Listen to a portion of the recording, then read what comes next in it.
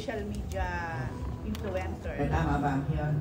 So, anong feeling mo ngayon na hindi ka na lang influencer or social media influencer kung hindi isa na ring actress at meron ng TV series? Thank you po. Good afternoon.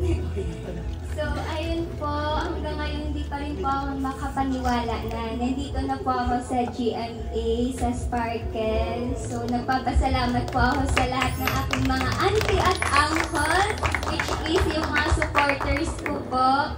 Dahil dun po kahit ako, nagsimula din po ako sa nangangarap lang din na nagsimula sa tindera, tumutulong po sa family ko hanggang sa sobrang kapos po ng buhay namin.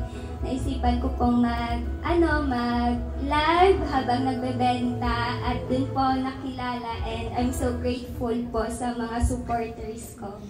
Curious lang ako, nagbebenta ka po? Yes po, hanggang ngayon pa rin po, hindi ko po iniiwan yung pagbebenta ng bangus kasi naniniwala po ako. Dahil dun po ako minahal ng mga tao sa pagbebenta hanggang ngayon. Kahit pag uwi ko po ng November sa Capiz, magbebenta pa rin po ako. Kaya bili na po kayo Pero ito din, paano mo ngayon nababalanse ang pagiging social media girl mo sa pagiging, of course, pagiging artista na?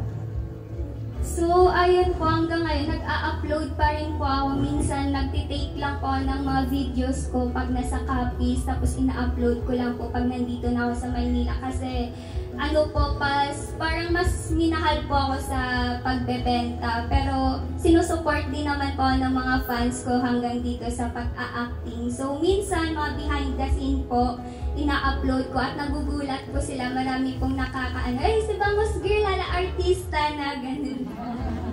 So, lahat na lang, sa tingin mo bakit ikaw ang napili ng GMA or ng GMA News na maging part ng MACA? Tuting na napakaraming mga influencers din na masasabi natin sikat, maraming followers. Ano ang meron kaya sa'yo? So, first of all, I'm so grateful na nakabilang po dito sa MACA kasi hindi naman po lahat nabibigyan po ng chance na mapabilang po dito.